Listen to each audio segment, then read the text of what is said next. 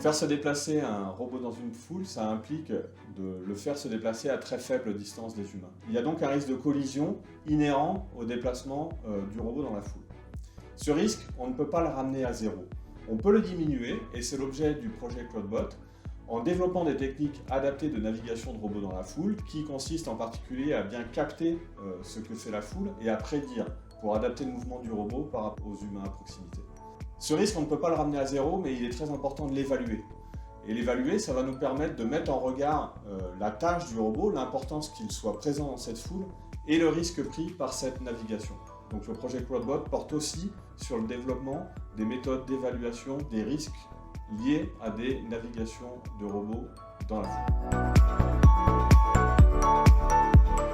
Évaluer la navigation d'un robot dans une foule, ça consiste à tester s'il est capable de mener sa tâche tout en ne mettant pas en danger les humains autour de lui. Donc on va le tester dans un très grand nombre de cas possibles et faire varier par exemple la disposition des humains et l'activité des humains autour de lui. Et en ça, la simulation elle nous offre une opportunité intéressante de couvrir automatiquement un très grand nombre de cas. Puisque le robot va être simulé, les humains vont être simulés, on peut donc tester un très grand nombre de cas possibles. Cependant, la validité de la simulation, elle est limitée. On modélise et on simule l'activité humaine. Et l'activité humaine, elle est très compliquée à mettre en équation, et la simulation n'est pas toujours parfaite par rapport à ce que fait réellement un humain. Le projet CloudBot ne s'intéresse pas seulement aux outils de simulation, mais aussi aux outils de réalité virtuelle.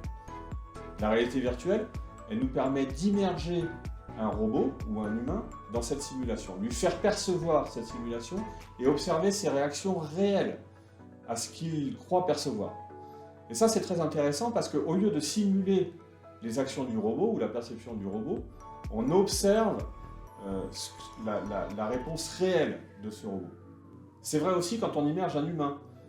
Comme je disais, simuler les réactions d'un humain, c'est très complexe, c'est très difficile, et on sait que la simulation simplifie beaucoup trop les choses. En immergeant un humain dans la simulation full robot, on va également pouvoir observer ses vraies réactions aux actions du robot qui est près de lui. Alors cet outil de simulation, il n'est pas seulement utile à des tâches d'évaluation, il est aussi directement utile à nos partenaires.